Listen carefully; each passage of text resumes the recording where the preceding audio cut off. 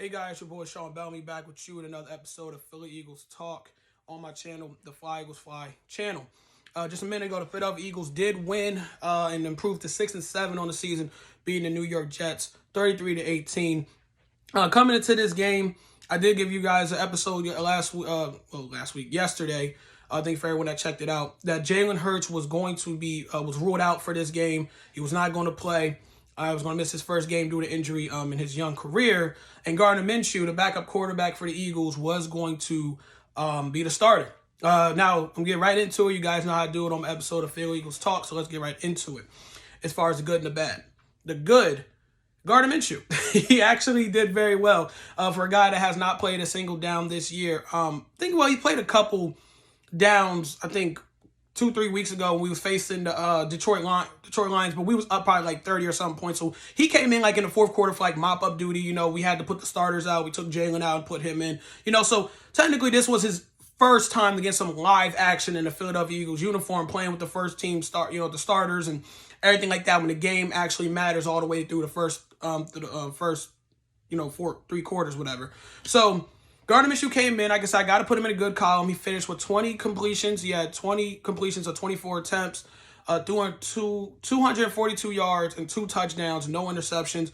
He really played well, like I said, for a guy that just you asked to throw right into the game a day before everyone found out that Jalen Hurts was not going to play. Gardner Minshew had mistake-free football. He did a really good job. Accuracy was on point. The only thing I guess I could say was bad is at times he was holding onto the ball a little too long when he should have just threw it out. But again, he didn't really throw the ball in harm's way. There was never a chance. I don't think there was one pass at all where it could have been intercepted or anything, or he didn't fumble. So again, Gardner Minshew did very well. So you got to give the hats off to him. Also got to give my hat off to Nick Sirianni. I thought Nick Sirianni, our head coach, did a really good job as far as keeping the game balanced. With the running game, he did use the running game this time, unlike last week when I was going crazy and everyone was going crazy when he didn't do it against the New York Giants. But he did do this against the Jets. We ran the ball down the Jets' throat. I think we had over 150 yards rushing as a team. Again, proving our dominance and when we're running the football and showing how good we can be if we just run the football a lot, which we did. But again, he also had Gardner Minshew involved. He didn't do obviously the RPOs and stuff because that's not Gardner Minshew is not like Jalen Hurts, where Jalen Hurts obviously has the speed and the threat of a running quarterback. Gardner Minshew is a guy that can move. He can run. You could see he's not fast, but he does have enough athleticism. When he gets outside the pocket, he can move. But Gardner Minshew is looking to pass the ball more than Jalen. He'll stay in the pocket and go through his reads more than Jalen Hurts will. So you could see the play calling and the game planning by Nick Sirianni was tailored towards that, where they was running the football, it was to the running backs. It was no RPOs. It was not having Gardner Minshew do a fake where he's giving it to the running back and he then tell Gardner Minshew to run as with the quarterback. He had a lot of play action and had Gardner Minshew sit in the pocket and throw the ball. So I thought Nick Sirianni did a really good job as far as just making the game plan simple. Run the ball, get some play action in there, and really made it easy for for Gardner Minshew and that offense to do what they're supposed to do today. So again, the whole offense was good. Like I said, Gardner Minshew was good on a good column. Nick Sirianni was. The running game was on a good column. I got to put Miles Sanders also on a good column, but it's so unfortunate. Like, this is crazy. Miles Sanders today had 120 rushing yards on 24 carries. I think that was the very first time in his NFL career, in his career as a Philadelphia Eagle, he's ever got over 100 yards rushing. I think it was the first time today he actually had over 20 plus carries. That's insane. And this is for all my Eagles fans because y'all understand this.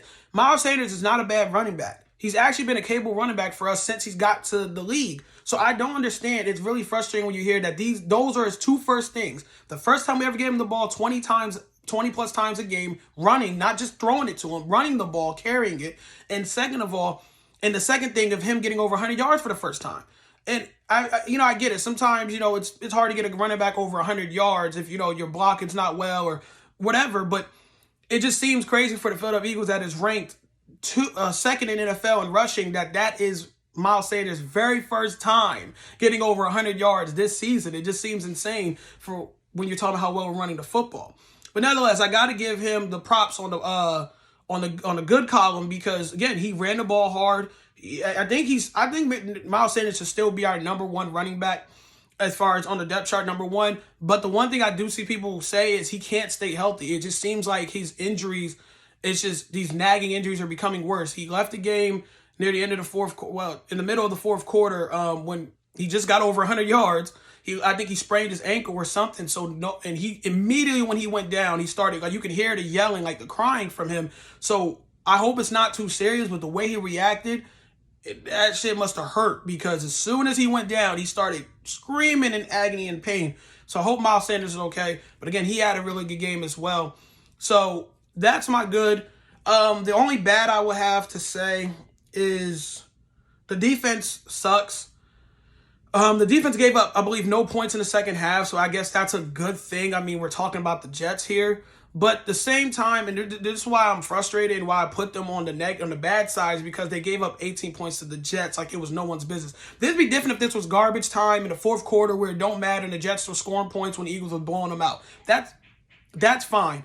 What the problem I had with the defense today is everything was just easy as hell for Zach Wilson. The Philadelphia Eagles defense with Rich Gannon or with John Gannon they make any team, even if the other team is struggling, even if fans don't think that, hey, Zach Wilson is not the quarterback we want, we should get a different quarterback, blah, blah, blah. They're the only team. The Eagles are the only defense that will make your team look great, even you've been terrible.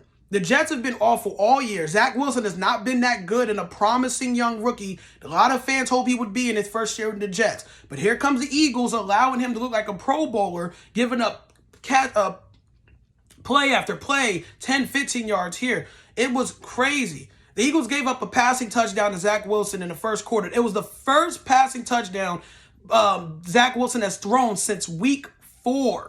But that's the Eagles defense for you. The Eagles, for some reason, has a history of letting guys that have not been doing well for a while, break their streak and start putting up Pro Bowl numbers in the first half or something against us.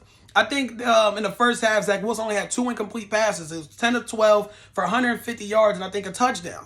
The Eagles defense is trash, dude. That's literally the only negative I really have doing this video.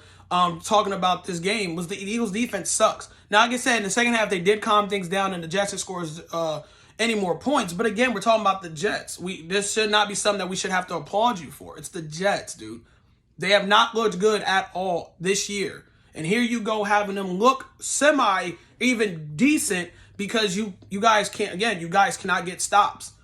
It's just, I can't stand this defense. Besides Darius Slay, Javon Hargrave, and Brandon Graham, even though he's out, and I'll throw Fletcher Cox in there, everyone on that defense is expendable to me. Maybe Josh Sweat as well. But the few guys on the defensive line, the linebackers are trash, and Darius Slay is the only guy in the secondary I care about.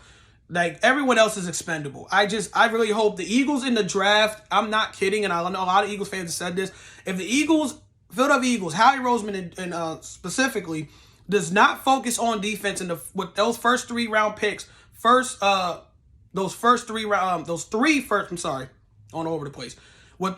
first round picks we got, if he does not focus on defense, I might go crazy. He should draft a cornerback first, a linebacker second, and another corner. Or 2 linebackers first and then a corner. I don't care. Get some linebackers and get some people in the secondary. I think our defensive line is not the best right now, but our D-line is actually good enough where I feel like they can get better. We just need guys on the back end to do their job. Like I said, besides Darius Slay, everyone else in that secondary is average. And then you have the linebacking core, which all the way through is god-awful. Then no one on the linebacker core is good at all. So and again, I'm going on a long rant here because it just seems like every week, when we're winning games, whatever, everyone's making like the defense is doing. The defense is awful. It's just not good. I put them on my bad column because, again, I just thought the first half they showed exactly what I've seen all year. It's a team that just you can't rely on to get stops. Especially when the day our offense was actually clicking. Gardner Minshew we was down there scoring points on every drive, it seemed, in the first half. But here comes our defense getting ready to put on a shootout with the damn New York Jets. It's crazy. So, yes, guys, we did win 33-18. Sorry, I know I was all over the place there. I don't have a script. I'm just going off the wall here.